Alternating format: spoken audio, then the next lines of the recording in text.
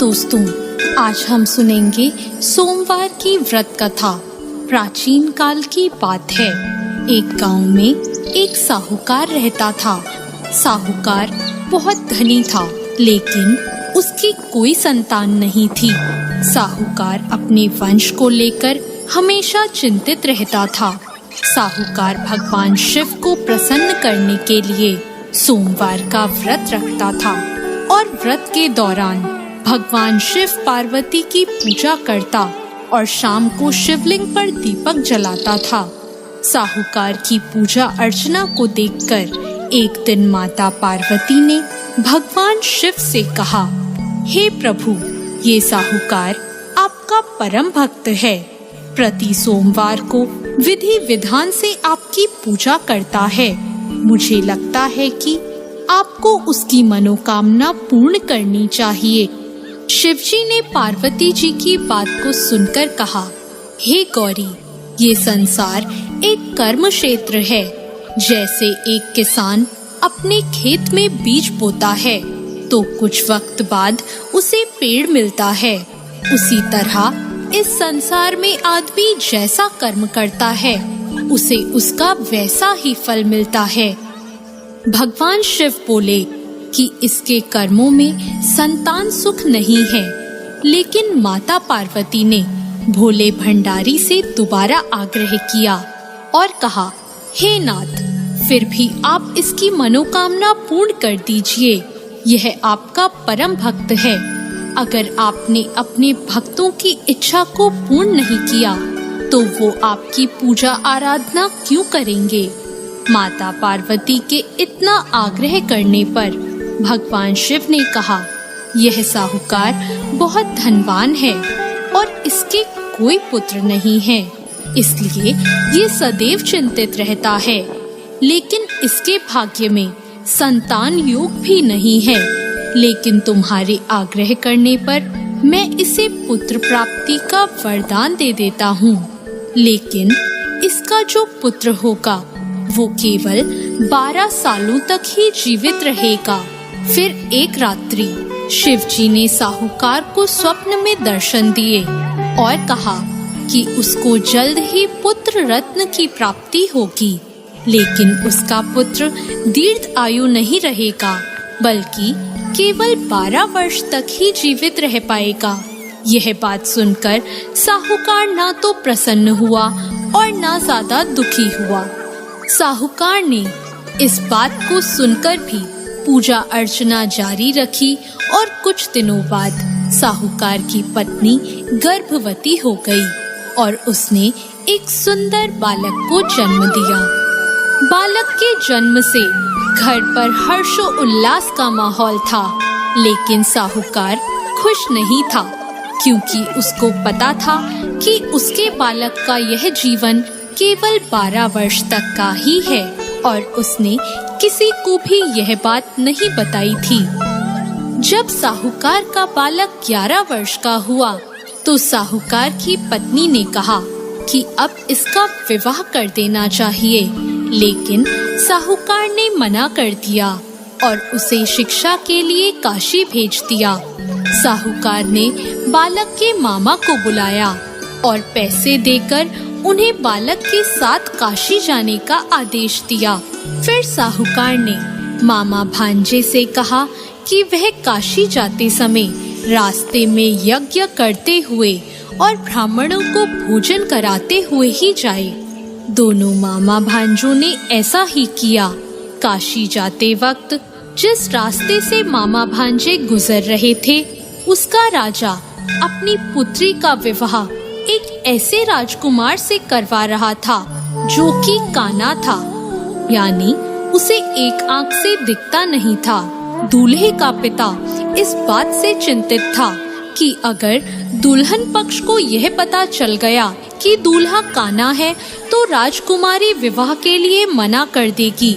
इसलिए उसने जब साहूकार के पुत्र को देखा तो उसने सोचा कि मैं अपने बालक के स्थान पर तोरण के वक्त इस बालक को बिठा दूंगा और दुल्हन के पक्ष वालों को पता भी नहीं चलेगा। दूल्हे के पिता ने साहूकार के पुत्र को इस बात के लिए राजी किया। इस तरह साहूकार के उस लड़के ने दूल्हे के कपड़े पहने और घोड़ी पर चढ़कर तोरण की रस्म पूरी की। तोरण के बाद फेरों की जब बारी आई तो दूल्हे के पिता ने साहूकार के पुत्र से अनुरोध किया कि वह दुल्हन के साथ फेरे ले और जब विवाह संपन्न हो जाए तो यह बात किसी को ना बताए। मामा भी राजी हो गया और विवाह समारोह भी निपट गया और शादी संपन्न होने के बाद मामा भांजा काशी के लिए प्रस्थान कर गए। परंतु साहूकार के पुत्र ने दुल्हन के कपड़ों पर लिख दिया कि तुम्हारी शादी मुझसे हुई है, लेकिन जिसके साथ तुम जाओगी वह एक आंख वाला आदमी है और मैं काशी में शिक्षा ग्रहण करने जा रहा हूँ। जब राजकुमारी ने यह बात पढ़ी तो उसने राजकुमार के साथ जाने से इनकार कर दिया और अपने पिता से कहा, यह मेरा पति नहीं है, मेरा पति शिक्षा ग्रहण करने काशी गया है। जब सब जगह यह बात फैल गई तो मजबूरी में दूल्हे के पिता को सारी बात बतानी पड़ी और दुल्हन के पिता ने भी अपनी बेटी को भेजने से इनकार कर दिया। इधर मामा भांजे दोनों काशी पहुंच गए और बालक शिक्षा ग्रहण करने लगा और मामा ने यज्ञ कराना भी शुरू कर दिया। जब साहूकार का पुत्र 12 साल का हो गया तो एक दिन वो अपने मामा से बोला कि उसकी तबीयत ठीक नहीं है और वह सोने अंदर जा रहा है। साहूकार का पुत्र अंदर सोने गया और उसकी मृत्यु हो गई। कुछ देर बाद जब मामा अंदर पहुँचे, उन्होंने जब अपने भांजे को मरे हुए देखा तो वो बहुत दुखी हुए, परंतु वह रो नहीं सकते थे वरना उनका यज्ञ अधूरा रह जाता। इसलिए मामा ने वापस जाकर यज्ञ पूरा किया और ब्राह्मणों का भोजन कराने के बाद मामा अपने मृत भांजे को देखकर रोने लगे। उसी वक्त उसी मार्ग से शिव पार्वती गुजर रहे थे। माता पार्वती ने किसी के रोने की आवाज सुनी तो उन्होंने शिवजी से कहा, हे प्रभु, कोई मनुष्य रो रहा है, चलो उसके दुखों को दूर कर देते हैं। शिव पार्वती मामा के पास गए और उन्होंने जब मृत बालक को देखा तो हैरान हो गए, क्योंकि वह भगवान शिव के आशीर्वाद से जन्मा साहूकार का पुत्र था। माता पार्वती ने कहा, हे नाथ, यह तो साहूकार का पुत्र है जिसको आपने केवल 12 वर्ष तक का जीवन दिया था। पार्वती जी ने मृत बालक को देखा तो उन्हें दया आ गई और उन्होंने शिवजी से कहा, प्रभु, आप इस बालक को जीवन दान दे दीजिए, वरना इसके माता पिता जीते जी मर जाएंगे। माता पार्वती के आग्रह करने पर शिवजी ने उनकी बात मान ली और उसे जीवन दान दे दिया। साहूकार का पुत्र जीवित हो गया और मामा भांजे अपने घर की ओर प्रस्थान के लिए चल दिए। रास्ते में साहूकार का पुत्र उसी शहर से गुजरा जहां उसका विवाह हुआ था। दुल्हन के पिता ने बालक को पहचान लिया और मामा भांजों को लेकर अपने महल आ गए। दुल्हन के पिता ने एक समारोह किया और अपनी पुत्री को साहूकार के साथ भेज दिया। जब साहूकार का बालक अपने घर पहुंचा तो उसके माता पिता छत पर बैठे थे और सोच रहे थे कि अगर उनका पुत्र सही सलामत वापस नहीं लौटा तो वे दोनों भी इसी छत से कूदकर अपनी जान दे देंगे।